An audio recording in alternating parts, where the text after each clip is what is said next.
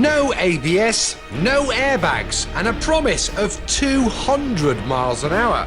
Find out in a moment if we achieve that iconic figure. But first, what is it? Absolutely brutal. You gotta have your wits about you.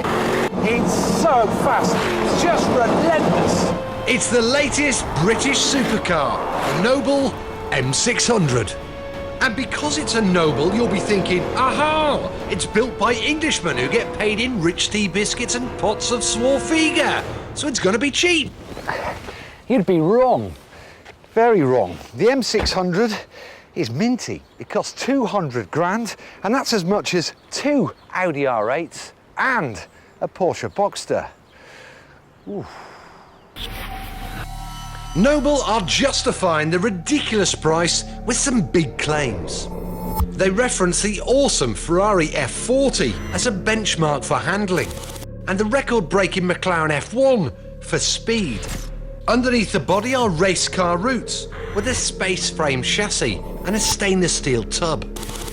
That doesn't just make it rigid, taut and brilliant through the corners. It also means the M600 only weighs 1,250 kilos. Now, to put that into context, that's less than a Ford Focus. The V8 engine started life as something found in a Volvo. But after some tuning by Yamaha and the addition of 2 turbos, it's now got 650 horsepower. So it's actually about as closely related to the Volvo unit as I am to your mum. But what it does mean is the 0 to 62 time will be mind-numbing. So, to demonstrate. Here we go. Gear 60. Now, we didn't time that, but if you want to, rewind your telly. Oh, go on then. It was a scalp tightening 3 seconds flat. Now, the steering is pin sharp. You get great feedback. It's got lots of grip, but you just have to be a bit wary when you squeeze the loud pedal. 625 horsepower.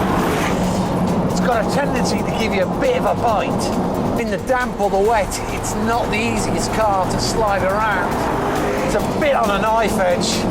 It's just a bit of a squirt. Out comes the back. You've got to have lightning reactions.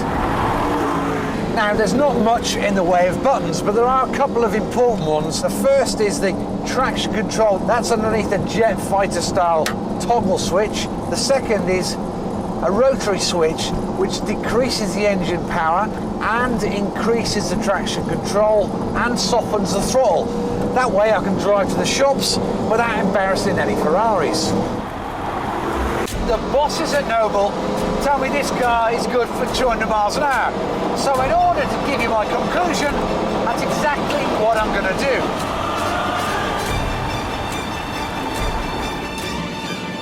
And you know what? It really is as simple as pressing one pedal. It's almost too easy. 170, 180, 190,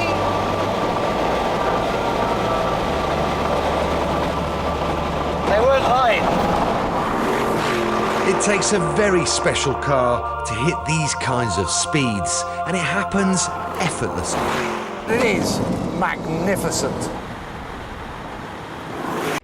Even with a 3-mile runway normally reserved for space shuttle emergency landings, topping 200 is tough. You're not so much driving as fighting a